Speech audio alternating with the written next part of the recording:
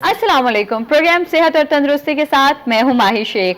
जैसे कि आपको प्रोग्राम के नाम से ही अंदाज़ा हो रहा है कि सेहत और तंदुरुस्ती मतलब कि हमने आज बात करनी है आपकी सेहत के हवाले से। अच्छा, इंसान की जो बॉडी है, जब हम चलते फिरते हैं, जिस तरह कहते हैं कि हर एक चीज़ आप देख लें कि मशीन जो है वो जब आप चलते हैं उसको थोड़ा अर्सा चलाते हैं तो उस पर खुद ब खुद ऑटोमेटिकली जंग लगना शुरू हो जाता है। इसी तरह इंसान की बॉडी, इंसान के जो जिस्म है, बिल्कुल उसी तरह से है और ये एक मशीन की तरह दिन रात काम करता है। लाइक आप कह लें आपका दिल है, आपका दिमाग है, आपके हाथ पाँव हैं, आपके जॉइंट्स हैं, हर चीज़ जो है वो आपकी बॉडी की दिन और रात में 24 घंटे काम कर रही होती है। लेकिन जब आप सो जाते हैं तो सिर्फ आपका दिल काम कर रहा होता है, तो इसका मतलब है कि आपकी पूरी बॉडी जो है वो काम कर रही है। तो जो आपकी बॉडी काम कर रही है, इसके लिए एक सेहत मतलब कि आपको एक तंदुरुस्त इंसान होना बहुत ज़रूरी है।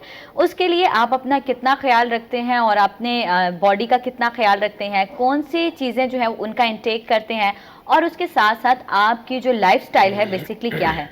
इंसान तभी तंदुरुस्त रह सकता है जब उसकी लाइफस्टाइल बहुत अच्छा होता है। तो इसीलिए आज से हम जो प्रोग्राम का सिलसिला शुरू करेंगे सेहत और तंदुरुस्ती का, इसमें हम आपकी लाइफस्टाइल के हवाले से बात करेंगे और साथ साथ आपके जो बीमारियां हैं, डिफरेंट बीमारियों के डिजीज़ और साथ उनके ट्रीटमेंट के हवाले से बात करेंगे। प्रोग्राम में मेरा साथ देंगे डॉक्टर जुल्करनैन। अस्सलाम वालेकुम डॉक्टर साहब, वेलकम। अच्छा जी, सबसे पहले हम आपको बताएं आज हमने किस पे बात करनी है। आज हमने बात करनी है स्टमक डिजीज़ पे, यानी कि आपके मैदे के जो अमराज हैं उन पे आज हम बात करेंगे कि आपके स्टमक में जो बहुत सारे प्रॉब्लम्स हो जाते हैं। स्पेशली ये जो मौसम है, जैसा कि आप देख रहे हैं, जब डॉक्टर साहब ने मुझे आज टॉपिक बताया तो मुझे इसलिए बहुत ज़्यादा अट्रैक्टिव लगा क्योंकि ये जो सीज़न है इसमें सबसे ज़्यादा बीमारियां अट्रैक्ट होती हैं। लाइक अगर आप बच्चों में भी देख लें, बड़ों में भी देख लें, यंगस्टर्स में भी देख लें, हर एज के हिसाब से आप अगर स्टेप वाइज लें उम्र का, तो आप देखेंगे कि हर उम्र में आपको बीमारी जो है वो स्टमक की डिस्टर्ब करती है। उसकी रीज़न ये होती है कि आपका फूड का इंटेक होता है। अब प्रॉब्लम ये है कि आप खाते क्या हैं, कितना अच्छा खाते हैं, कितना हेल्दी फूड है और कितना अनहेल्दी फूड है। उसके साथ साथ आपका जो स्टमक है वो उन सब चीज़ों के साथ चलता है। तो आज हमने जो बात करनी है वो यही करनी है कि जो आप जब आपका स्टमक डिस्टर्ब होता है तो किस तरह से आपकी पूरी बॉडी डिस्टर्ब होती है, इसकी वजूहात क्या है, क्यों आपका स्टमक ख़राब हो रहा है, अलामात क्या हैं, उसके साथ आपको कैसे पता चलेगा कि आपका जो स्टमक है वो ख़राब हो रहा है, उसके साथ साथ इसका ट्रीटमेंट क्या है। आज हमने इन्हीं सब चीज़ों पे बात करनी है। आपने क्या करना है हम आपको पहले बताएं। सबसे पहले डॉक्टर साहब की तरफ जाने से पहले मैं आपको फ़ोन नंबर बताती हूँ कि आपने कॉल करनी है हमें 051-410-2251 पे। आप हमें कॉल करेंगे, हमसे राबिता करेंगे और अगर आपके घर में या खुदा न खास्ता आपके साथ कोई इस तरह की प्रॉब्लम है तो आप हमसे डिस्कस करेंगे। डॉक्टर साहब, जैसे कि मैंने कहा कि ये जो सीज़न है सबसे ज़्यादा तो इफ़ेक्टिव यही है कि इस सीज़न में हम देखते हैं कि मुख्तलिफ बीमारियां आपको आकर जो है वो हिट करती हैं, स्पेशली स्टमक, जिससे हम खाते हैं और सारा जो खाने की वजह से शायद मुझे लगता है हम चल फिर रहे हैं। बिल्कुल हम इसी खाना तरह छोड़ देंगे तो हम चलेंगे नहीं, चल फिर नहीं सकेंगे, एनर्जी लेवल डाउन हो जाता है। खुद ही नोट करें, कभी रात में खाना लेट खाएं या ना खाएं, स्किप करें। मॉर्निंग में अगर आपने लेट से नाश्ता किया तो फिर आपको बहुत ज़्यादा डाउन अपनी आपको फील करने लगते हैं। बिल्कुल इसी तरह है। सबसे पहले तो मुझे ये बताइए कि एक जो सेहतमंद आदमी है वो खाना खा रहा है, एक अच्छा हेल्दी ब्रेकफास्ट करता है, लंच करता है, अच्छी चाय के साथ शाम में कुछ ले लिया, मंचिंग कर ली, डिनर अच्छा कर लिया, लेकिन जो स्टमक में आहिस्ता आहिस्ता करके उसे लगता है मैं बेहतरीन ग़िज़ा ले रहा हूँ, मुझसे अच्छी ग़िज़ा कोई नहीं ले सकता, लेकिन वक्त के साथ साथ बीमारी जो है वो आपके स्टमक में बन रही है। बिल्कुल किस तरह से पता चलता है? सबसे पहले तो ये बताएं कि हमें पता कैसे चलेगा कि स्टमक में कोई बीमारी, डिजीज़ आ गई है और इसका हमने अब इलाज कराना है। बिस्मिल्लाहिर्रहमानिर्रहीम।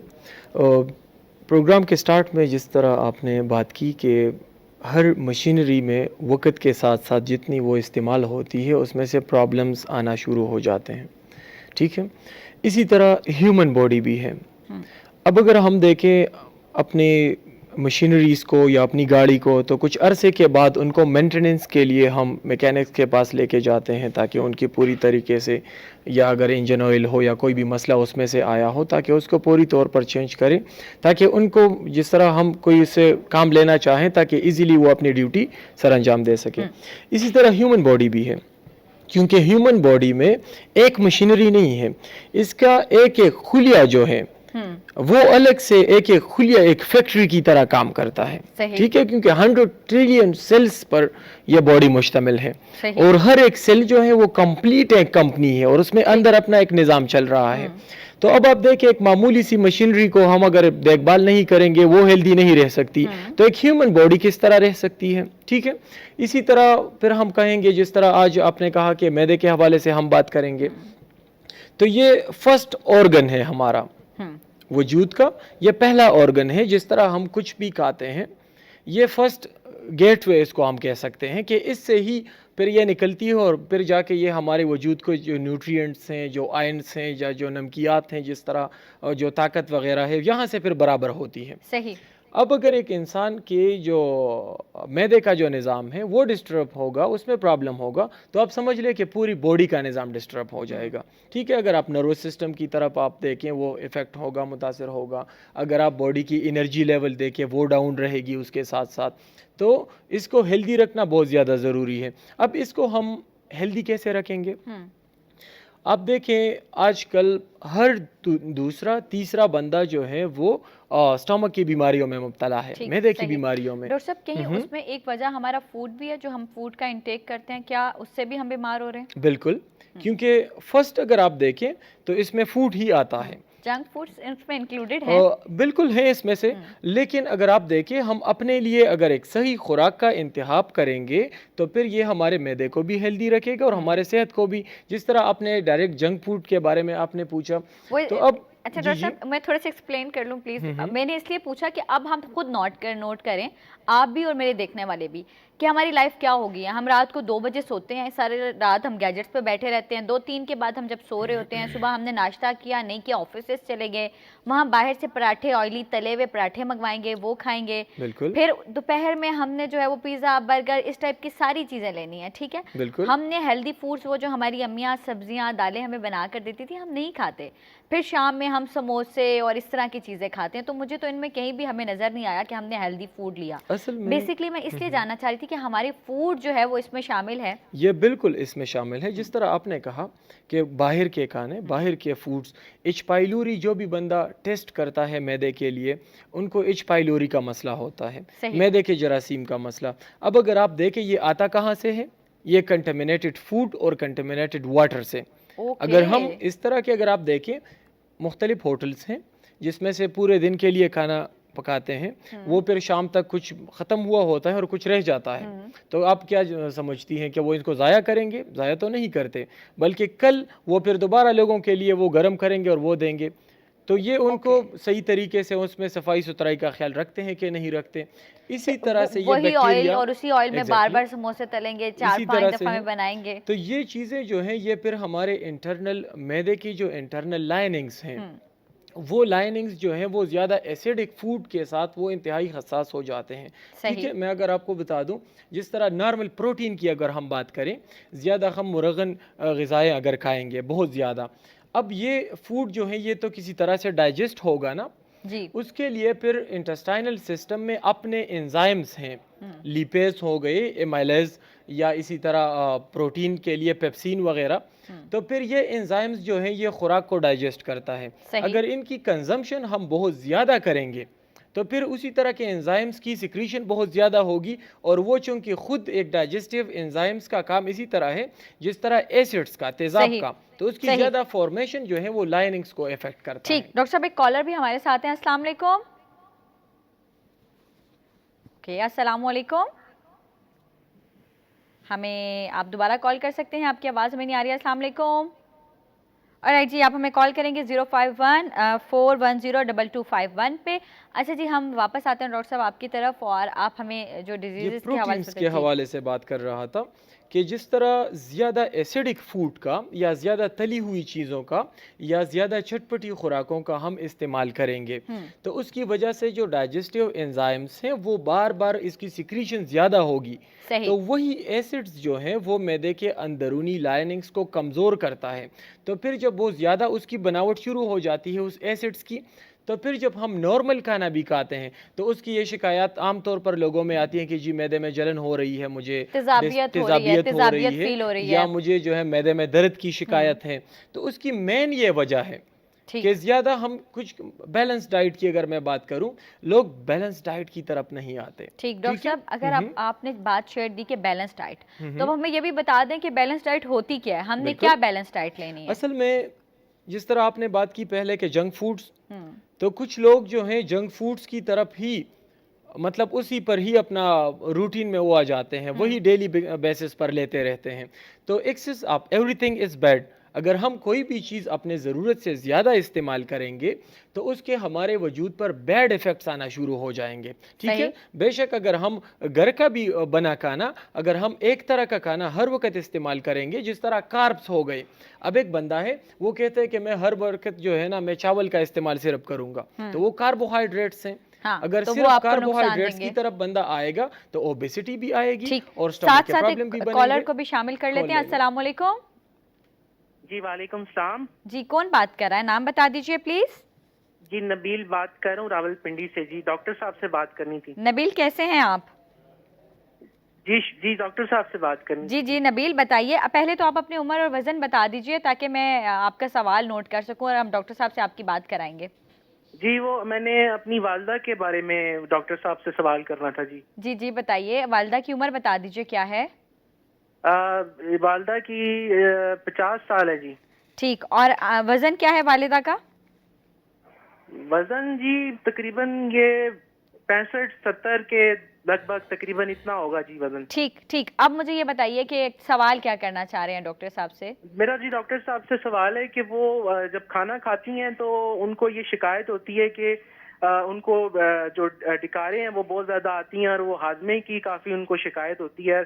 और अक्सर रात को सोते में ये होता है कि जब वो इससे उनको सांस घुटता है और वो उठ जाती हैं और वो हाजमे की तकलीफ की वजह से वो सो भी नहीं पाती सही से।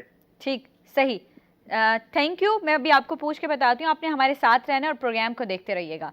अच्छा डॉक्टर साहब, जैसे कि अभी नबील ने कहा उनकी मदर को, मुझे जो समझ आई है वो जो उनको डाइजेस्ट नहीं हो पा रहा खाना, लेकिन ये मुझे समझ आई है, आपको जो बात है वो सही से समझ आई होगी बेसिकली प्रॉब्लम क्या है। बिल्कुल, इन्होंने जो अपने वालिदे के बारे में इन्होंने क्वेश्चन किया हमसे, ज़्यादातर पेशेंट्स को ये तकलीफ़ है। जिस तरह वो खाना खाते हैं तो इतनी एक एसिडिटी हो जाती है, दूसरी बात यह है कि गैसेस बनना शुरू हो जाते हैं। मामूली सा भी खाना जब वो खाते हैं तो उनकी इनडाइजेशन शुरू हो जाती है। कुछ लोगों को उसके रिफ्लेक्सेस आते हैं, यानी जो फूड उन्होंने जो खाना खाया होता है वो दोबारा वापस, जिस तरह गैस्ट्रोएसोफेगल रिफ्लेक्स डिजीज़ में होता है कि खाना बार बार गले में आता रहता है। कुछ लोगों को गैसेस की वजह से फिर एसओबी की या शार्टनेस ऑफ ब्रीथ की शिकायत होती है या टेकाकार्डिया की। तो ये कोई इतनी परेशानी की बात नहीं है, इनका मुकम्मल तौर पर इलाज हो सकता है।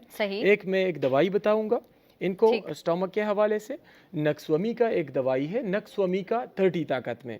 उनको सुबह, दोपहर और शाम 5-5 कतरे 1 चम्मच पानी में मिलाकर ये देनी है। इंशाल्लाह इसके साथ उनका जो डाइजेस्टिव प्रॉब्लम है वो सॉल्व हो जाएगा। और उसके बाद भी अगर उनको कोई मसला हुआ तो मेरा जो नंबर है आप उस पर मुझसे कांटेक्ट कर सकते हैं। इंशाल्लाह प्रॉपर आपको मेडिकेशन हम प्रिस्क्राइब करेंगे। सही। और डॉक्टर साहब से राबते का नंबर हम आपको बताएं, अगर आप डॉक्टर साहब से रब्ता करना चाहते हैं तो 0300-189-8933 पर रब्ता कर सकते हैं। उसके अलावा 0315346455 पर राबता कर सकते हैं। वक्त होता है सेहत और तंदुरुस्ती में एक ब्रेक का। ब्रेक के बाद वापस आके हम आपको बताएंगे कि डॉक्टर साहब कहाँ कहाँ बैठते हैं, आप किन किन क्लिनिक पे विजिट कर सकते हैं, लेकिन एक छोटी सी ब्रेक के बाद। ऑलराइट, वेलकम बैक एक दफ़ा से फिर प्रोग्राम सेहत और तंदुरुस्ती में। मैं हूं माही शेख और आपको हमारे साथ मौजूद है डॉक्टर जुल्करनैन। सबसे पहले मैं आपको बताऊं कि आप डॉक्टर जुल्करनैन से राबिता कर सकते हैं उनके फ़ोन नंबर्स पे 0300-189-8933 पे। उसके साथ हम आपको बताएं कि अगर आप डॉक्टर साहब के क्लिनिक पे विजिट करना चाहें तो डॉक्टर साहब इस्लामाबाद में फर्स्ट फ्लोर मॉल 9 प्लाजा जो है वो G9 मार्कर्स कराची कंपनी में आपको डॉक्टर साहब जो है जुमे और हफ्ते वाले दिन क्लिनिक करते हैं, आप वहाँ आ सकते हैं। उसके साथ हम आपको बताएं कि पेशावर में पीर, मंगल और बुध को Ali medical tower 3rd floor जो है वो पेशावर में आपको मिलेंगे, वहाँ पर आप विजिट कर सकते हैं इनके क्लिनिक को। उसके अलावा जो फ़ोन नंबर्स डॉक्टर साहब के हैं आपको बताया, आप उन पर कॉल करके डिटेल से बात कर सकते हैं, आपकी कोई इश्यूज़ हैं वो आप बता सकते हैं। उसके अलावा अगर आप प्रोग्राम में कॉल करना चाहें तो उसका नंबर है 0514102251, जिस पे हम आपको डिटेल्स के साथ जो है वो बड़ी आपकी जितनी भी बीमारी के जो भी इशू हैं वो आप हमारे साथ डिस्कस कर सकते हैं और हम डॉक्टर साहब से आपको उसका जवाब लेकर देंगे। अच्छा डॉक्टर साहब, जैसा कि हम बात कर रहे हैं स्टमक इश्यूज़ पे बहुत ज़्यादा, कि सबसे पहले तो बात आती है जो कि हमारे पिछले कॉलर भी बात कर रहे थे, मुझे लगता है कि मोस्टली बीमारियां हमारी ओवर ईटिंग की वजह से भी होती हैं, कि हम ज़्यादा खाते हैं, मतलब हमारी बॉडी को नीड कम है या हमारे स्टमक को ज़्यादा ज़रूरत नहीं है, लेकिन हम बहुत ज़्यादा खाना खा लेते हैं। तो क्या ओवर ईटिंग से आप बीमार होते हैं? बिल्कुल, ओवर ईटिंग जो है, ओवर ईटिंग की वजह से तो बहुत ज़्यादा बीमारियां आती हैं। ठीक है, अब अगर आप देखें, हम फूड की कंजम्पशन जो है वो अपने मिकदार से ज़्यादा करेंगे, और वो एनर्जी जब हम बर्न नहीं करेंगे, यानी जितनी कैलोरीज हम लेते हैं और वही कैलोरीज हम बर्न नहीं करते, जितनी एनर्जी की ज़रूरत है हम उससे ज़्यादा इनटेक करते हैं, तो फिर वो ज़्यादा, हमने जितना भी ज़्यादा खाया हुआ होता है, एक तो हमारा जो स्टमक है ये स्ट्रेचफुल, ये एक ऑर्गन इस तरह है कि इसका साइज़ बढ़ता है। जब हम ओवर ईटिंग करते हैं, उसकी वजह से हम एक तो पेट फूल जाता है, ठीक है, जो बेली की ओबेसिटी है, एब्डोमिनल ओबेसिटी एक ये होती है हमारी।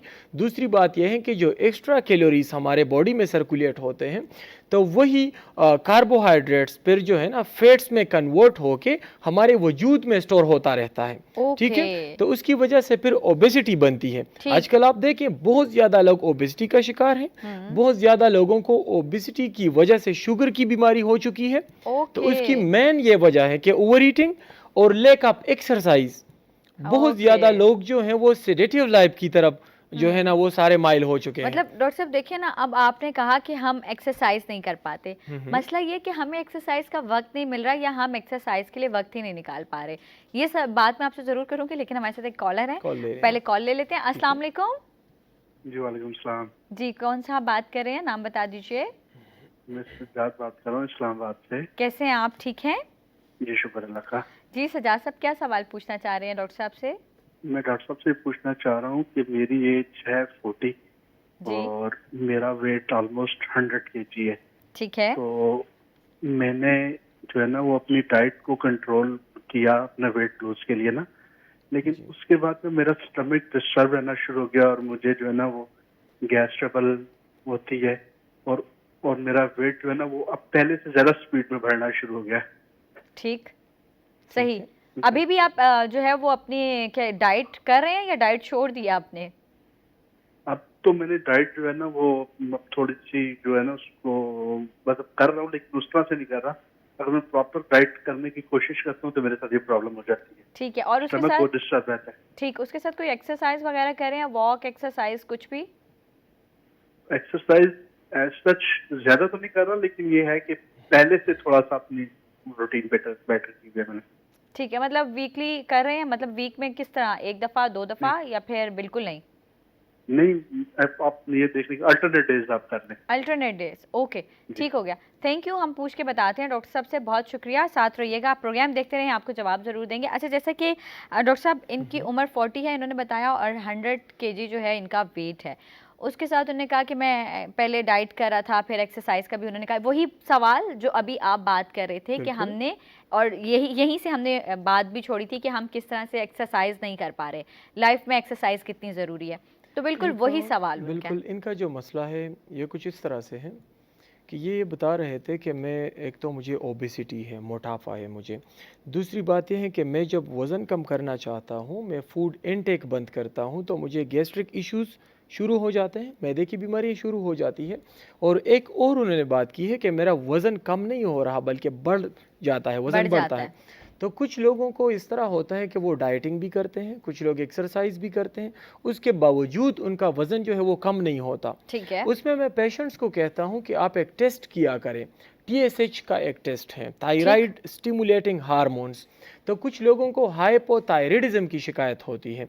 ये एक इस तरह की बीमारी है कि जिसमें हमारे वजूद की जो मेटाबॉलिज्म है वो इंतहाई स्लो डाउन हो जाती है, जिसमें हम मामूली सा भी अगर खाना खाते हैं वो हमारे वजूद को उसके डबल जो है वो ताकत देता है, जिसकी वजह से हमारा वेट बढ़ता रहता है, हाइपोथायराइडिज्म की वजह से। एक तो इनको मैं कहूँगा कि TSH का टेस्ट करें। दूसरी बात यह है कि वज़न कम करने के लिए आप कंप्लीट डाइटिंग पर नहीं आएंगे, कि मतलब कुछ लोग इस तरह करते हैं कि वो सब कुछ बंद कर लेते हैं। तो वो बंद करने से वजूद को खुद भी किसी न्यूट्रिएंट्स की ज़रूरत होती है, एनर्जी की ज़रूरत होती है, क्योंकि हमारा वजूद जो है वो फैट्स, कार्बोहाइड्रेट्स और प्रोटीन्स पर मुश्तमिल है और इसी पर ये वजूद अपना काम करता है और चलता है। अगर आप टोटली फैट्स बंद करेंगे या टोटली प्रोटीन्स बंद कर देंगे या कार्ब्स बंद करेंगे तो फिर आपकी वजूद में एनर्जी की भी कमी आएगी और भी आपको प्रॉब्लम्स बन सकते हैं। तो फूड इनटेक कम करना चाहिए आपको, मुकम्मल तौर पर कोई भी चीज़ आप बंद ना करें, सिर्फ उसकी क्वांटिटी कम कर लें, साथ साथ एक्सरसाइज किया करें। दूसरी बात यह है कि आप तो इस्लामाबाद से हैं, ओबेसिटी का तो मैं बेहतरीन इलाज करता हूँ, उसके बेहतरीन मेडिसिन से आप विजिट कर लें ताकि आपको डाइट प्लान समझा दें और उसके मुताबिक आपका इलाज शुरू करें तो इंशाल्लाह काफ़ी तेज़ी से आपका वज़न जो है वो कम होना शुरू हो जाएगा। डॉक्टर साहब देखें, आप एक और बात भी है ना, आधे डॉक्टर तो हम खुद बन गए हैं, हम हर चीज़ जाके गूगल से यूट्यूब से सर्च कर लेते हैं और हमें लगता है कि हम जो है वो इसने अगर बिलफर्ज मेरी किसी जानने वाली ने एक प्रोटीन डाइट स्टार्ट की, बिल्कुल उसका वेट रिड्यूस हो गया, पता नहीं मेरी बॉडी को प्रोटीन डाइट की जरूरत थी कि नहीं, लेकिन मैंने भी शुरू कर दी, उससे मेरा वेट कम होने के बजाय बढ़ गया। इसी तरह से केटो डाइट है, इसी तरह से बाकी डाइट्स भी हैं, लेकिन लोग इस बात को नहीं समझ पा रहे कि भाई आपने खुद डॉक्टर नहीं बनना, आपने डॉक्टर के पास जाना है।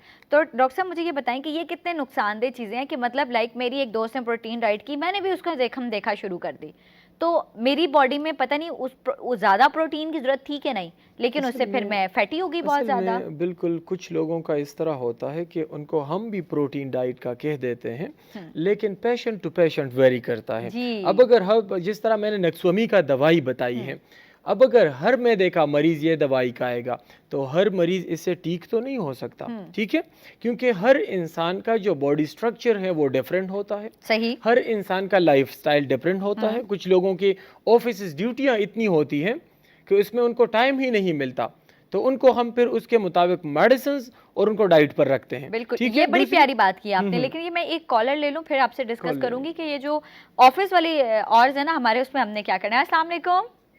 जी अस्सलाम वालेकुम जी। वालेकुम अस्सलाम। नाम बता दीजिए, कौन कहाँ से बात कर रहा है? नदीम शराज लाहौर से बात कर रहा हूँ जी। नदीम साहब बताइए क्या पूछना चाहते हैं डॉक्टर साहब से? उम्र जो है ना 63 साल है और शुगर कभी हो जाती है कभी नहीं होती, और मैंने कल सुबह चेक करवाई है, शुगर ब्रेकफास्ट से पहले 140 थी। तो अब इसके लिए मैं डॉक्टर साहब से पूछना चाहता हूँ कि ये मेरा मसला कैसे हल हो सकता है। अच्छा, अपना वेट भी बता दीजिए साथ में, आपका वजन क्या है? तकरीबन मेरा 90 है। ठीक हो गया, और एज आपने 63 बताई है। जी जी जी जी बिल्कुल ठीक है। नदीम साहब साथ रहिएगा, हम आपको प्रोग्राम में ही बताते हैं और डॉक्टर साहब से हम पूछते हैं। अच्छा डॉक्टर साहब, जैसे कि बहुत सारे पेशेंट जो हैं वो शुगर की बीमारी की एक वजह बनती है कि वो बीमार हैं, लेकिन उनकी वजह क्या होती है? जैसा कि आपने कहा कि बहुत जो तो फैटी लोग होते हैं वो भी शुगर के मरीज बन जाते हैं, और ओवर ईटिंग भी आपने भी प्रोग्राम में बताया कि ये भी एक रीज़न है। अच्छा, अब उन्होंने कहा कभी शुगर हो जाती है कभी नहीं होती, इसका क्या मतलब है? क्या वो शुगर पेशेंट हैं? एक मैं आप लोगों को इसके बारे में बता दूं कुछ लोग घर में ही अपने टेस्ट करते हैं ग्लूकोमीटर पर जी। कभी कभार पेशेंट में मसला नहीं होता, ठीक है, ग्लूकोमीटर में मसला होता है, उसकी वजह से भी शुगर की लेवल बढ़ सकती है। लेकिन ये जो बताते हैं कि कभी शुगर होती है और कभी नहीं, इसके लिए इनको चाहिए कि ये एक टेस्ट कर ले। 3 मंथ्स का अपना एक टेस्ट होता है, HbA1c उसको कहते हैं। HbA1c ये एक इस तरह का टेस्ट है कि जिसमें से पिछले 3 मंथ्स से ही पता चल जाता है कि आया पिछले 3 महीनों से इस बंदे को शुगर का मसला रहा है या नहीं, ठीक है, तो उसमें कंफर्म होगा। इनको चाहिए कि HbA1c टेस्ट करें और वो मेरे व्हाट्सएप नंबर पर भेज दें। अगर HbA1c में इनको शुगर आ रही है, फिर ये ठीक ठाक शुगर के मरीज़ हैं, इनको फिर इलाज की ज़रूरत है, ठीक है। अब अगर HbA1c कंट्रोल है, वो नॉर्मल है, उसमें कोई मसला नहीं है, फिर इसको हम शुगर का मरीज़ नहीं कह सकते, ठीक है, क्योंकि कभी कभी ये वैसे भी फ्लक्चुएट हो जाती है। अब अगर एक बंदा है उसने बहुत ज्यादा कभी कभी कैसे फ्लक्चुएट हो जाती है? उस मूड के साथ डिपेंड करता है, ठीक है। अब अगर इंसान बहुत ज्यादा गुस्से में है तो उस वक्त वजूद के अपने कुछ और हार्मोन से, कार्टिसोल वगैरह उसकी सिक्रीशन होती है, उसकी वजह से कभी कभी शुगर की जो लेवल है वो बढ़ सकती है, ठीक है। दूसरी वजह मैं बता दूं, दूसरी वजह यह है कि अगर हमने अभी खाना खा लिया है, उसके 2 घंटे नहीं हुए, ठीक है, उस 2 घंटों से पहले पहले अगर हम अपना टेस्ट करते हैं और उसमें शुगर आती है, तो कुछ लोग उसको भी देख के परेशान हो जाते हैं। उस पर बिल्कुल भी परेशान नहीं होना चाहिए, क्योंकि जितनी कंजम्पशन हमने की है फूड की, तो इस 2 आवर्स में टोटली वो डाइजेस्ट होगा, उनकी मेटाबॉलिज्म होगी, फिर जाके वो सेल्स में स्टोर होगा, तो फिर जाके वो टेस्ट में नॉर्मल आएगा। अब 2 आवर से पहले अगर हम करेंगे, एक नॉर्मल बंदे का भी जो शुगर है वो भी ज़्यादा आ सकती है। सही। अच्छा डॉक्टर साहब, जैसे कि इससे पहले हम बात कर रहे थे, आपने कहा कि हमारी जो ऑफिस टाइमिंग्स हैं वो ऐसी हैं कि हम ज़्यादा एक्सरसाइज नहीं कर पाते। अब आप देखिए कि मोस्टली टाइमिंग 10 to 6 है या 9 to 6 है। अब 10 to 6 और 9 to 6 में तो हम बहुत बाउंड हो गए। उसके बाद जब हम घर की तरफ जा रहे होते हैं तो अब घर जाते फिर आप रेस्ट करते हैं, 1 घंटा 1.5 घंटा उस पर आप ज़ाया कर लेते हैं। उसके बाद आप डिनर करते हैं, चाय शाय पीने के बाद आप डिनर भी करें तो भी आपको रात के 10-11 बज रहे होते हैं। और फिर हमारी जो आजकल के प्रॉब्लम्स हैं, हमने टीवी देखा, हमने गैजेट्स यूज़ किए, अपने सोशल मीडिया पे शुरू हो गए, तो वो रात के 2 बजे हम कहीं सोएंगे, फिर हम सुबह जो है वो जल्द 8 बजे उठेंगे। ये हमारी कोई रूटीन चल रही है। पहले तो रूटीन ही डिस्टर्ब, ठीक है। एक तो हमारी रूटीन ठीक नहीं, रूटीन ठीक होने की वजह से बीमारियां जो है वो ऑटोमेटिकली हमें कहती हैं वेलकम। आज जी मैं हम खुद वेलकम कर रहे हैं, क्या है हम तैयार बैठे हैं, बहुत इजी लाइफ दे रहे हैं आपको। तो डॉक्टर साहब 9 to 6 में आप मुझे बताएं ना, हम किस तरह से एक्सरसाइज कर सकें। मैं आपको बता दूं, 9 to 6 ये तो हमारे ठीक है ऑफिस आवर्स हैं। इसमें से अगर आप ऑफिस को छोड़ के या कहीं एक्सरसाइज की तरफ जाएंगे ये वो, तो फिर तो आपकी ड्यूटी इफेक्ट हो सकती है। आपका जिस तरह कुछ लोगों के क्लाइंट्स इफेक्ट हो सकते हैं, कुछ लोगों के काम खराब हो सकते हैं। इसमें अगर मैं आपको बता दूं अपनी ज़िंदगी के बारे में, क्योंकि मैं भी सुबह से ड्यूटी स्टार्ट करता हूं और फिर शाम 8-9 बजे तक मेरी ड्यूटी होती है क्लिनिक में। अब इस तरह से नहीं है कि बस मैं तो टोटली जी बिजी हूँ, अब मैं क्या करूँगा, मुझे तो टाइम नहीं मिलता। ये सारी चीज़ें जो हैं ये मेरे लिए हैं, मेरे फैमिली के लिए हैं, ठीक है। लेकिन इसमें कुछ वक्त मेरा अपना होना चाहिए, ठीक है। वो 30 मिनट्स का होना चाहिए या 1 आवर्स का, सही, ठीक है। अगर ये वक्त अपने आप को हम नहीं देंगे, ठीक है, तो यही जो ओबेसिटी है या कुछ भी इस तरह के प्रॉब्लम्स आएंगे। कुछ लोगों को ओबेसिटी शुरू हो जाती है, कुछ लोगों को ब्लड में जो है कोलेस्ट्रॉल की लेवल बढ़ना शुरू हो जाती है। तो यही चीज़ें हैं जो आपके ऑफिस को भी डिस्टर्ब करेगा, ड्यूटियों को भी, और हॉस्पिटल्स में आपको जो है ना। एक कॉलर ले लें, उसके बाद हम जो है वो इसको कंटिन्यू करते हैं आपकी बात को। अस्सलाम वालेकुम। जी जी, नाम बता दीजिए। सर मेरी उम्र है 62 साल। जी ठीक है, और क्या 40 साल से तेजाबी जो सख्त बनती है, हर नमक वाली चीज तो ब्लड प्रेशर हाई, जोड़ों में दर्द और खोजत बन जाती है, दिल की धड़कन तेज हो जाती है। हर नमक वाली चीज और दरमियानी चीज ना कोई भी ले लें, दरमियानी चीज ना गर्म ना ठंडी, दरमियानी चीज कोई चीज ना लें तो कोई तकलीफ भी नहीं होती। लेकिन तेजाबी 42 साल तो बेबी नहीं जा रही, एलर्जी बनवा दी है सर हर गर्म ठंडी चीज तो। जिसम से थोड़ी जी मालिश करना ना रत्ते रत्ते दाग बनवा दे, काले काले दाग सर बना। अच्छा सही हो गया। आपकी एज है 62 और वेट भी बता दीजिए, अपना वजन क्या है आपका? साढ़े तकरीबन 45 किलो है तकरीबन। अच्छा ठीक हो गया। साथ रहिएगा प्रोग्राम में, हम आपको पूछ के बताते हैं डॉक्टर साहब से। इन्होंने चलो मेहरबानी जी जी, थैंक यू जी। डॉक्टर साहब ये जो इन्होंने कहा कि इनकी एज है तकरीबन 62 और लास्ट 40 ईयर्स से वो ये प्रॉब्लम जो है वो फेस कर रहे हैं जी, और एक बहुत लंबा टाइम पीरियड है ये। मैं बता दूं आपको, कुछ मसले जो हैं वो मेडिसिन के साथ ही बनते हैं और प्रोलॉन्ग हो जाते हैं। सही। अब अगर आपको मैं बता दूं, एक पेशेंट है, उनको एसिडिटी की शिकायत है, यानी उनको मैदे की तेज़ाबियत है। अब उस तेज़ाबियत की अपनी एक वजह होगी जिसकी वजह से फिर तेज़ाबियत का मसला बनता है। अब अगर हम इस तरह करते हैं, आजकल बहुत सारे लोग प्रोटॉन पंप इनहिबिटर्स इस्तेमाल करते हैं। वो इस तरह के कैप्सूल्स हैं जो हम एम्प्टी स्टमक ले लेते हैं और वो हमारे एसिड्स के चैनल को ब्लॉक कर देता है, फिर हम कुछ भी खाते हैं हमें प्रॉब्लम नहीं बनती उससे। अच्छा पहले तो ये बताएं कि ये बनती क्यों है, मतलब इसके बारे में बता रहा क्यों हूँ, होता है? इसी के बारे में आप लोगों को अभी एक्सप्लेन करता हूँ। ये कि जो मेडिसिन हम लेते हैं ना, ये हमारे एसिड्स को ब्लॉक करता है, ठीक है, और हम सब कुछ हम खाते रहते हैं, तो उसकी वजह से जो एसिडिटी जो बनती है उसकी मेन जो काज है, वजह है, वो तो ख़त्म नहीं होती ना। तो अगर एक बंदा इसको 30 साल तक, 20 साल तक या 10 साल तक भी ये गोलियां इस्तेमाल करे और उस काज का ट्रीटमेंट ना करें तो वो पेशेंट ठीक नहीं हो सकता। जिस तरह ये बता रहे हैं कि 40 साल से मुझे ये प्रॉब्लम है, अब ठीक ठाक इनका मुकम्मल मुआयना होना चाहिए, इनकी पूरी हिस्ट्री लेनी चाहिए, क्योंकि एसिडिटी जो बन रही है इसकी वजह यह है कि इंटरनल जितने भी लाइनिंग से मैदे के अंदरूनी पर्दे ख़राब हो चुके हैं या कमज़ोर हो गए हैं, ठीक। उसकी वजह से इनको एसिडिटी बन रही है। ठीक, बिल्कुल सही हो गया और हम इसको कंटिन्यू करेंगे, लेकिन एक छोटी सी ब्रेक के बाद प्रोग्राम में साथ दीजिएगा। सेहत और तंदुरुस्ती। वेलकम बैक, प्रोग्राम सेहत और तंदुरुस्ती। मैं हूं माही शेख, मेरे साथ मौजूद हैं डॉक्टर जुल्करनैन। अच्छा जी, सबसे पहले हम आपको बताएं कि आप हमें कॉल करें 0514102251 पे। इसके साथ आप डॉक्टर साहब के नंबर पर राबिता कर सकते हैं। डॉक्टर साहब का नंबर है 0300898933 और 0315346445 पर। एक कॉलर हमारे साथ हैं डॉक्टर साहब, पहले कॉल ले लेते कॉल हैं ले और लें, उसके बाद बिल्कुल। हम कंटिन्यू करेंगे। अस्सलाम वालेकुम। जी वालेकुम अस्सलाम, कैसी हैं आप? अल्हम्दुलिल्लाह बिल्कुल ठीक हूँ जी। नाम बता दीजिए प्लीज़। नाम मेरा है सद्दाम हुसैन। जी सदाम, बताइए क्या इशू है? अच्छा, मैं लाहौर से बात कर रहा हूँ, ठीक जी। है।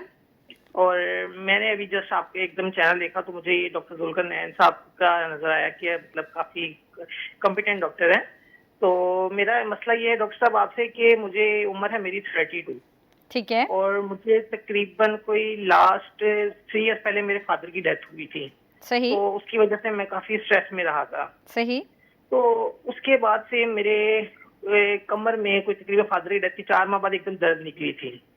ठीक। और तकरीबन इसको 2 साल से ज्यादा हो गए हैं। और मतलब मैंने सब न्यूरोसर्जन्स को भी दिखाया लाहौर में भी, इसके अलावा होम्योपैथिक ट्रीटमेंट्स भी लिए है, फिजियोथेरेपिस्ट वगैरह को भी चेक करवाया है, MRIs भी करवाई हैं, तो सब ट्रीटमेंट करवाया है। इवन कैपिडोरल इंजेक्शन वगैरह भी मुझे यहाँ पे लगे जो कि स्टेरॉइड के इंजेक्शन होते हैं।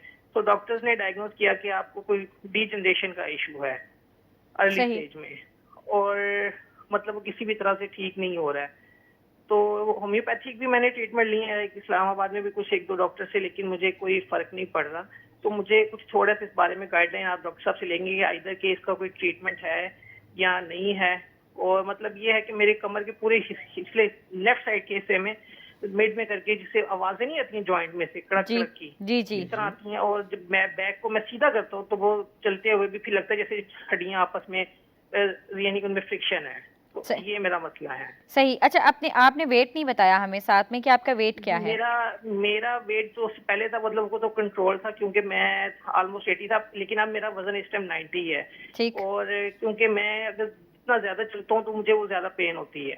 सही। और मेरी जो जॉब है ऑफिस जॉब है, मतलब मैं HR प्रोफेशनल हूँ लाहौर में एक IT कंपनी में। ठीक। सही हो गया, सही हो गया। अच्छा, साथ में मुझे हाइट भी बता दें क्योंकि आपने। हाइट मेरी 5'7" है। ठीक हो गया, बिल्कुल ठीक हो गया। थैंक यू, बहुत शुक्रिया।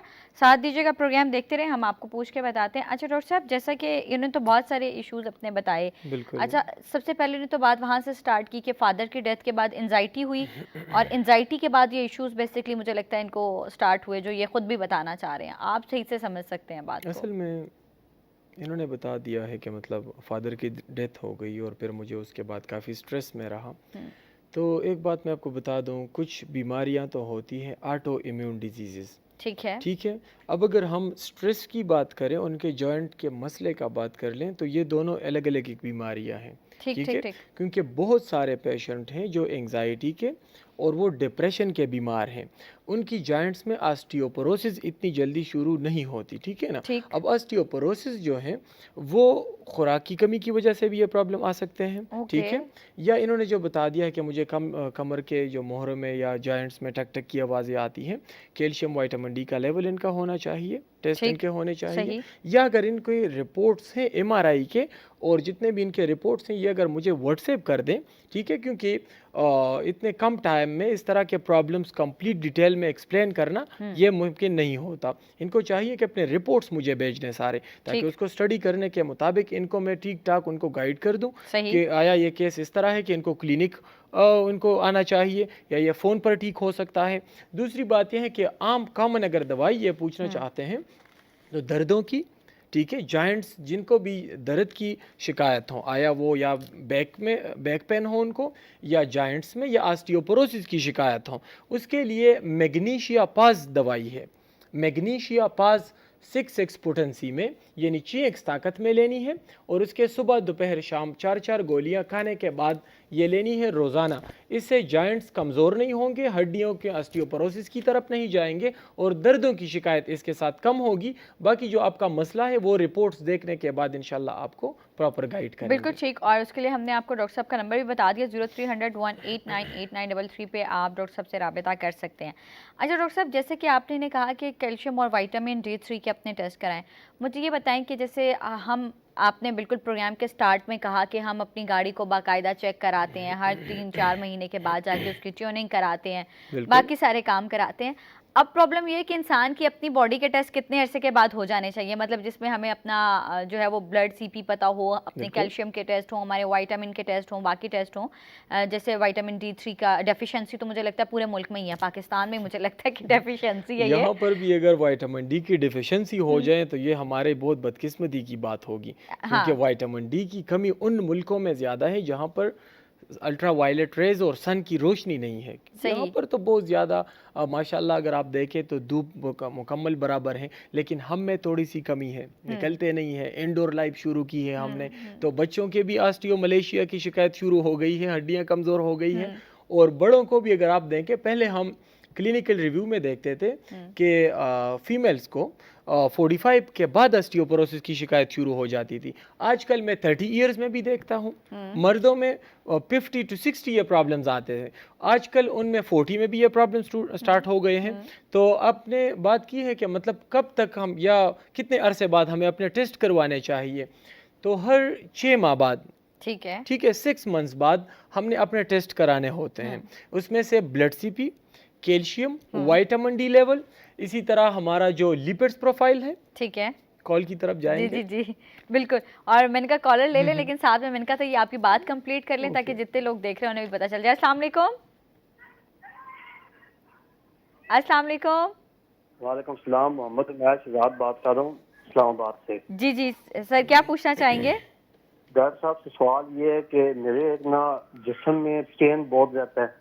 ठीक, मैं डेली बेस पे वॉक भी करता हूँ, ठीक है, लेकिन फिर मेरे जिस्म में पेन है। और ये पेन कितने अरसे से है आपको, ये भी बता दें। आई थिंक साल होने वाला। अच्छा ठीक है। तो मैंने होम्योपैथी की एक दवाई भी यूज की थी, तो उसके बाद में मुझे कोई अफाका हुआ है, लेकिन जब दवाई छोड़ दूँ थे वो यार असाब हो जाते हैं, सादा पेन से बारिश हो जाते हैं। अच्छा, आपने कौन सी दवाई यूज की है होम्योपैथिक की? ये उनके वो ड्रॉप्स दिए थे उन्होंने मुझे, तो उन्होंने टेस्ट किया था, कहते आपको ना यूरिक एसिड है। ठीक है, अच्छा यूरिक एसिड जी 28 मेरी एज है। ठीक हो गया। अच्छा वेट भी बता दें मुझे जल्दी से। वेट काफी बढ़ रहा है अभी, तो मैं अब हो गया 90 हो गया, 90 प्लस जा रहा है अभी वेट। ठीक, थैंक यू, साथ दीजिएगा, हम प्रोग्राम में बताते हैं आपको। अच्छा डॉक्टर साहब, जैसे कि मैंने सुना है, मुझे नहीं पता लेकिन ये आप बताएंगे, गाइडलाइन आपने देनी है, क्या यूरिक एसिड एक वफादार बीमारी है, एक दफ़ा डायग्नोज हो जाए तो ये साथ देती है? वफादार तो तब होगी जब उसका इलाज सही तरीके से नहीं होगा, तो मतलब फिर वफादार नहीं है। ठीक है, क्योंकि इसका होम्योपैथिक में मुकम्मल तौर पर इलाज है यूरिक एसिड और पेशेंट का और यूरिक एसिड का हम बहुत जल्दी जो है आपस में से जान छुड़ा लेते हैं मेडिसिन के थ्रू। ठीक है, क्योंकि इन्होंने जो बता दिया है कि मेरे 90 kg मेरा वेट है और यूरिक एसिड की शिकायत है, और ये भी कहा कि जब दवाई इस्तेमाल करता हूँ तो ठीक हो, लेकिन जब बंद करता हूँ तो फिर से उसी तरह तकलीफ होती है। इट मीन्स कि ये मेडिसिन जो इनके लिए हैं ये बराबर फार्मूला नहीं है। ठीक है, क्योंकि अगर मैं यूरिक एसिड की बात करूँ तो ये क्रिस्टल्स जो होते हैं, यूरिक एसिड के क्रिस्टल्स, ये जॉइंट्स में एक तरफ से आते हैं, उसका एक रास्ता है।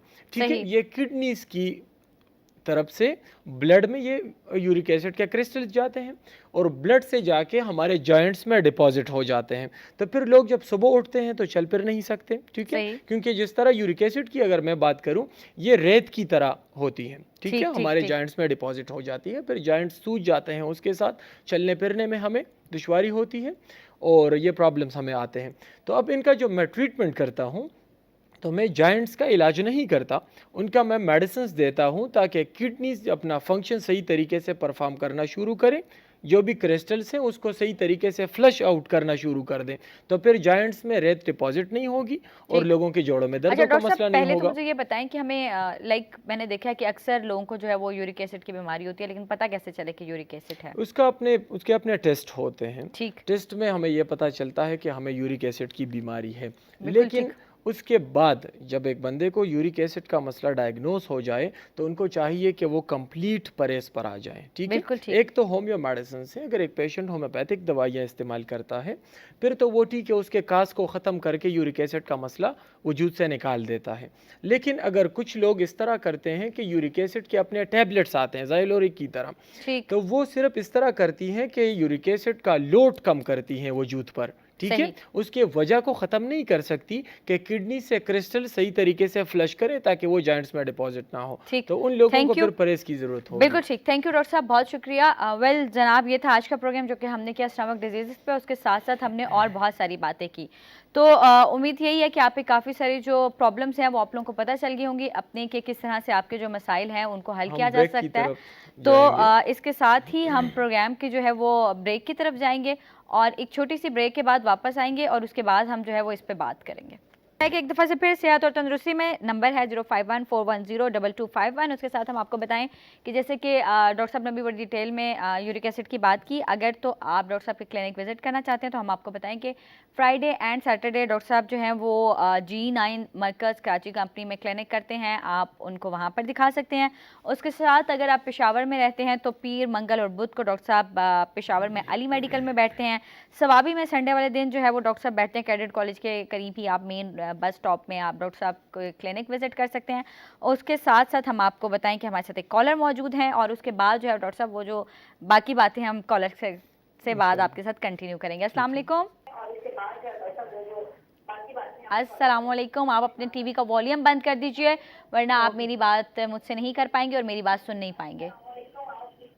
टीवी का वॉल्यूम बंद कर दीजिए प्लीज़। ओके वेल, आप जब हमें कॉल करें तो हम आपको बताएं कि आपने क्या करना है कि आपने मुझे कॉल से जब कॉल मिलाएं तो प्लीज़ कॉल पे बात कीजिए। अगर आप टेलीविज़न के सामने खड़े हो जाएंगे तो फिर आप मुझसे बात नहीं कर पाएंगे और वो आपकी मेरी आवाज़ जो है वो बैठ जाएगी, तो आपके लिए बात करना बहुत मुश्किल हो जाएगा। तो आसान हल क्या है? आसान हल यही है कि आपने फ़ोन जो है वो बहुत दूर जाके टेलीविज़न से करना है। अस्सलाम वालेकुम। अस्सलाम वालेकुम मैम, क्या हाल है? जी कौन बात कर रहा है? जी मैं उज़मा बीवी बात कर रही हूँ। उज़मा कैसी हैं आप? बस ठीक है, डॉक्टर साहब से बात करनी है। जी उज़मा बताइए क्या पूछना चाहती हैं डॉक्टर साहब से? डॉक्टर साहब ये 4 साल हो गए हैं मुझे ये एसिडिटी की प्रॉब्लम है मैदे की। अब इसके बाद ये मसले है कि अब बहुत ज्यादा वेट भी कम हो गया। ठीक, कितना वजन कम हुआ है? ये 5-8 किलो कम हो गया। था कितना और कितना हो गया अब, ये पहले ये भी बता दें। 50 तक था तो, लेकिन अब जो है 35 और इस तरह हो गया है 37 तक। ठीक है, 35 kg हो गया है? जी ये अच्छा 35 kg हो गया। तो आपकी एज क्या है? जी एज ये 40 तक होगी, 38, 39, 40 एज में। अच्छा 38 तक होगी। अच्छा कोई हाइट का अंदाजा है कितनी है आपकी? हाँ जी ये 5 तक होगी। अच्छा ठीक है जी, 5 तक ले लेते हैं। और 4 साल से आपको स्टमक इशू है? हाँ जी। अच्छा, उसके अलावा कुछ और पूछना चाहती हैं?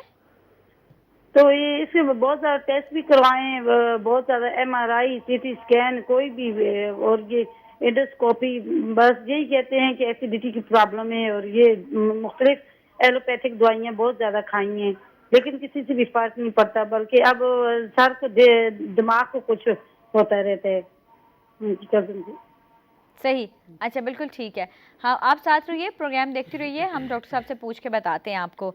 अच्छा डॉक्टर साहब मुझे लगता है शायद उनको शायद वेट का अंदाज़ा नहीं है या बहुत कम अंडर एज नहीं है, ये 35 kg और वो भी 40 ईयर में जाके। असल में अंडरवेट लोग हो जाते हैं। ठीक है। उन्होंने एंड में एक बात कही कि तकरीबन 4 साल से स्टमक इश्यूज हैं, बीमारी में मुब्तला हूँ और कोई उसका हल नहीं निकल रहा। तो मैदे की बीमारी की अगर हम बात करें, अगर इसका टाइम पर इलाज ना किया जाए, या इनका मुकम्मल तौर पर ट्रीटमेंट ना किया जाए तो इससे फिर पेशेंट्स को ओवर सेंसिटिविटी और एंजाइटी के सिम्टम्स शुरू हो जाते हैं। ठीक हो गया। यानी मैदे की एक बीमारी तो पेशेंट को हो गई है, उसका सही तरीके से इलाज ना मिलना, ठीक है, या सही तरीके से इलाज ना होने की वजह से पेशेंट को दूसरी बीमारी लाक हो जाती है। उनको एंजाइटी की शिकायत, कुछ लोग कहते हैं जी मुझे तो दिल की बीमारी हो गई है, टैकिकार्डिया उनको शुरू हो जाता है, कुछ लोगों को घबराहट की शिकायत शुरू हो जाती है। अच्छा, ये तो जो अब घबराहट होती है डॉक्टर साहब, ये भी क्या स्टमक इशू की वजह से होती है? बिल्कुल अक्सर हमने अपने घर के भी बुजुर्गों को आप देख लें, वो कह रहे होते हैं रात के टाइम की घबराहट फील हो रही है, या हमें सांस लेने में मुश्किल हो रही है, सांस नहीं आ पा रहा, अक्सर बिल्कुल। ऐसे कह रहे होते हैं। तो उसकी वजह क्या ये असल स्टमक में इश्यूज हैं? कुछ तो नफ्सियाती बीमारियां होती हैं, ठीक है। लेकिन अगर इसको हम कहें तो मैदे की वजह से भी बहुत सारी इस तरह के प्रॉब्लम्स बनती हैं, ठीक है, जिस ठीक तरह है। इन्होंने कहा, और इस तरह काफ़ी सारे पेशेंट्स हैं ठीक जिनको मैदे की वजह से एंजाइटी की शिकायत जो है ना वो शुरू हो जाती है। ठीक ठीक है, अच्छा, तो आपने कहा नफ्सियाती बीमारी का हम इससे क्या लिंक लेंगे कि असल मतलब में हमारे जहन में कुछ सोच में चल रहा है? बिल्कुल ठीक है। सोच में कुछ इस तरह से बता दूंगा कि जो हमारा गैस्ट्रो इंटेस्टिनल ट्रैक्ट जो है, इसका अपना एक नर्वस सिस्टम है, उसको एंटेरिक नर्वस सिस्टम कहते हैं। ठीक। जब इसमें कोई प्रॉब्लम आ जाए और इसका टाइम पर ट्रीटमेंट ना हो और बार बार वो ब्रेन को कॉल करता है कि ताकि उसकी बीमारी का कोई हल निकाल ले, क्योंकि वजूद के अंदर तो हर बीमारी का इलाज मौजूद है और उसका एक डिफेंस मैकेनिज्म मौजूद है। तो उसका जब टाइम पर इलाज नहीं होता और उसकी वो बीमारी चलती रहती है सालों तक, तो हमारा एक नर्व है वेगस नर्व, वो रग जो है वो हमारे दिल को, लंग्स को यानी फेफड़ों को और स्टमक को और दिमाग को कंट्रोल करता है। ठीक। तो उसकी वजह से फिर ये 4 ऑर्गन्स उसके साथ साथ इफेक्ट होते हैं। दिल की कमजोरी पैदा होती है, सही। ठीक है, टैकिकार्डिया धड़कन बढ़ जाती है, ठीक। उस पेशेंट पे कमजोरी बहुत ज्यादा आती है। दूसरी बात यह है कि उसमें एंजाइटी की बीमारी ठीक। इसकी डॉक्टर वजह साहब, से आती अच्छा है। एक और बात भी है, अक्सर ये जो दिल की धड़कन तेज होने वाले इश्यूज हैं, ये प्रेगनेंसी में फीमेल्स को बहुत ज़्यादा फेस बिल्कुल। करने पड़ते हैं। अब क्योंकि ये बात आपने कर दी और मेरे जहन में ये सवाल आ गया, जी जी तो हम देखते हैं कि प्रेगनेंसी में क्योंकि आप ओवर ईटिंग भी कर रहे होते हैं, आपको नोजिया बहुत ज़्यादा होता है, आप विदाउट किसी रीज़न भी खाते हैं और समटाइम आप बिल्कुल नहीं खा पा रहे होते, बिल्कुल क्योंकि आपके हार्मोन्स चेंज भी हो रहे हैं, उसके साथ आपके Exactly. बहुत सारी चीज़ें तब्दील हो रही होती हैं बॉडी में। तो उस वक्त जो इश्यूज आ रहे होते हैं आपके साथ, तो उसमें दिल की धड़कन आपकी तेज हो जाती है, बिल्कुल। उसकी भी क्या वजह यही वो होती है? हार्मोनल है, ठीक है। क्योंकि हार्मोनल तब्दीलियां आती हैं तो उसके साथ साथ मूड भी स्विंग होते रहते हैं और वजूद का पूरा जो निज़ाम है वो ठीक नहीं रहता। तो ये हार्मोनल चेंजेस की वजह से ये अच्छा ठीक है, प्रॉब्लम्स मतलब आते हैं। वो उसका इससे ताल्लुक नहीं, लेकिन नहीं, अगर नहीं, उसमें बिल्कुल। स्टमक डिस्टर्ब हो तो उसके लिए तो फिर अपनी मेडिसिन होती है ना, जिस तरह एपिकाक दवाई है 30 पोटेंसी में वो लेनी चाहिए, जिस तरह नक्सवमी का दवाई है 30 पोटेंसी में लेनी चाहिए। तो जब इनको ये तकालीफ स्टार्ट हो या कि मतली आना या इस तरह के मैदे के प्रॉब्लम शुरू होना, तो उस वक्त ये दवाइयाँ फिर इस्तेमाल करनी चाहिए, तो उससे ये मसले फिर सॉल्व रहते अच्छा हैं। डॉक्टर साहब, दरमियान में एक कॉलर थे, उसके बाद हमने ब्रेक ले ली, उन्होंने हमसे बात की थी कि उनके स्टमक में तेजाबियत की जो बात चल रही थी, मैं चाह रही थी उस वाले टॉपिक को हमने थोड़ा सा इग्नोर किया था कि हम उसको स्पेशली डिस्कस करें। ये हर तीसरे चौथे बंदे को फेस करना पड़ता है। अगर मैं कहूँ कि बिल्कुल। 10 में से 6 या 7 लोग इसको फेस कर रहे हैं तो ये गलत नहीं होगा। अगर आप पानी का इंटेक अच्छा ना करें, आप फ्रेश जूसेस का इंटेक अच्छा ना करें, तो भी आपके साथ होता है। बिल्कुल। चाय ज़्यादा इस्तेमाल कर लें आप, दिन में देखें कि 4 से 5 कप अगर आपने चाय के पी लिए हैं, जो कि जी बहुत जी ज़्यादा हैं, बिल्कुल। तो भी आपके मुझे लगता है कि स्टमक में आप फील कर रहे होते हैं एसिडिटी। उसके साथ अगर आप कैफ़ीन का इस्तेमाल ज़्यादा करें तो बिल्कुल। आपको इश्यूज़ हैं। ये सारे मसाइल जो हैं वो हमारे स्टमक में कहीं ना कहीं आ जाते हैं। अच्छा, अब वो तेज़ाबियत हो जाती है लेकिन हमें पता नहीं चलता कि अब इसका हल क्या है। हम लोग पानी का इंटेक करते रहते हैं, लेकिन ये चीज़ें उससे ठीक नहीं होती। तो उस पर फोकस करेंगे, लेकिन एक कॉलर के बाद। कॉल अस्सलाम ले लें वालेकुम। अस्सलाम वालेकुम। अस्सलाम वालेकुम। जी वालेकुम अस्सलाम, नाम बता दीजिए। मलक रईस बात कर रहा हूँ जी आपका बात से। कैसे हैं आप? अल्हम्दुलिल्लाह। जी रईस साहब, क्या पूछेंगे डॉक्टर साहब से? अल्हम्दुलिल्लाह डॉक्टर साहब, वो अच्छा, पहले तो आप अपने टेलीविजन का वॉल्यूम बंद कर दीजिए या फिर टीवी से दूर हो जाइए। एक मिनट होल्ड करें। जी जी जी, ये बाकी जितने लोग भी कॉल करें उन सब के लिए भी है कि प्लीज़ आप टीवी से अगर थोड़ा दूर हो जाएं तो आप हमसे बात कर पाएंगे। जी अच्छा डॉक्टर साहब, गुजारिश ये है कि मैं डायबिटीज हूँ ना, जी तो मेरी उम्र जो है 54 है। ठीक है। तो मैं जो वो टेस्ट करवाया था HbA1c जो है नहीं, वो 3 महीने वाला टेस्ट, जी वो जी तो उसमें वो 10.6 थी। ठीक है। ओके। तो उसमें ये पूछना था कि वो उन्होंने डेटल 2 mg जो है ना वो डायग्नोज की थी कि वो इस्तेमाल करें। ठीक, सही। अच्छा, एज तो आपने 54 बताई है अपनी? जी जी 54। ठीक है, और वेट कितना है आपका? ये 85। 85। हाइट भी बता दें साथ में तो? 5'11". 5'11". अच्छा, कुछ और पूछना चाहते हैं? वाइफ की भी जो है ना ये भी टेस्ट कराया था तो उनकी 9.6 थी। ठीक है, बस बिल्कुल। यही है, वो भी दवाई खा रही हैं तो फास्टिंग जो है वो तकरीबन 160 170 150 वो मेरी आती है एवरेज। ठीक है, सही हो गया। चलें, थैंक यू, साथ दीजिएगा, देखते रहिए प्रोग्राम, हम आपको डॉक्टर साहब से इसका जवाब लेके देते हैं। अच्छा डॉक्टर साहब, बहुत सारे लोग जैसे कि जैसे कि एक तो पहले ये बता दें कि हाइट और वेट का कितना अमल दखल है, कि आपने कितने अपने वेट के हिसाब से अपने हाइट को सेट रखना है। सबसे पहले जब मैं लोगों से सवाल पूछ रही हूँ तो वो जानना चाह रहे होंगे कि मैं हाइट क्यों पूछना चाह रही हूँ असल बेसिकली। में हाइट के हिसाब से अपनी BMIs होती हैं, ठीक है, उसमें जाएंगे तो वो प्रोग्राम का टाइम जो है वो एक लंबा प्रोग्राम हो जाएगा। तो और फिर हम उस पर एक और ठीक है, प्रोग्राम कर इस पे लेंगे। बिल्कुल ये ठीक हम है, डिस्कस कर लेंगे कि BMI कितनी होनी चाहिए। ठीक है, लेकिन इन्होंने जो क्वेश्चंस हमें बता दिए, दो प्रॉब्लम्स जो बता दिए HbA1c के, तो इनको भी शुगर का मसला है, काफ़ी हाई चल रही है, और इनके मिसेस को भी शुगर का मसला है। इन्होंने मेडिसिन का नाम भी बता दिया है, लेकिन हम नहीं बता सकते कि कंपनी के उसकी वो हो जाती है, वो दवाई ये इस्तेमाल कर सकते हैं, उससे वक्ती तौर पर इनकी शुगर जो है वो कंट्रोल रहेगी। वक्ती ठीक है, तौर पे। वक्ती तौर पर शुगर ठीक है, कंट्रोल रहेगी। लेकिन अगर ये चाहते हैं कि मेरा मुकम्मल तौर पर मेरी शुगर कंट्रोल हो जाए, तो होम्योपैथिक में इसकी बेहतरीन दवाइयाँ हैं। ठीक है, मैं पेशेंट्स की शुगर का इलाज करता हूँ, और उसमें मेरे जितने भी केसेस हैं, कुछ तो होते हैं इंसुलिन डिपेंडेंट डायबिटीज़, उसका नहीं कह रहा, क्योंकि उसका तो इलाज ही इंसुलिन लगवाना है। ठीक है, इसके अलावा जो डियाबिटीज़ हैं उसका मैं मुकम्मल तौर पर इलाज करता हूँ। ये बिल्कुल हमारे क्लिनिक विज़िट कर सकते हैं, इस्लामाबाद क्लिनिक। तो इसमें यह होगा कि इनकी जो शुगर है वो कंट्रोल रहेगी।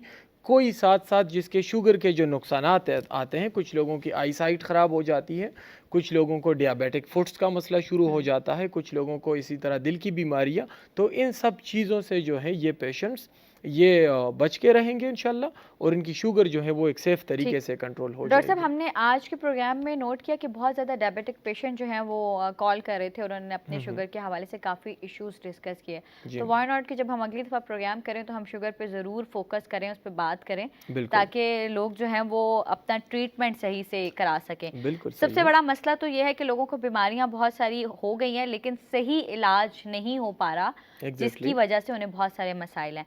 थैंक यू डॉक्टर साहब, बहुत शुक्रिया। वेलकम, शुक्रिया। जैसा कि हमने कहा कि हम नेक्स्ट प्रोग्राम में मज़ीद इसको डिस्कस करने की कोशिश करेंगे। हम मज़ीद आप जो भी हमसे बात डिस्कस कर रहे हैं उस हवाले से डॉक्टर साहब जो हैं वो नेक्स्ट आपको गाइडलाइन देंगे कि क्या चीज़ें आप अपनी सेहत को किस तरह से बेहतर कर सकते हैं, कौन सी मेडिसिन है, लेकिन सबसे अहम रोल क्या है आपकी लाइफस्टाइल, कि आप अपनी लाइफस्टाइल को कैसे बेहतर कर सकते हैं।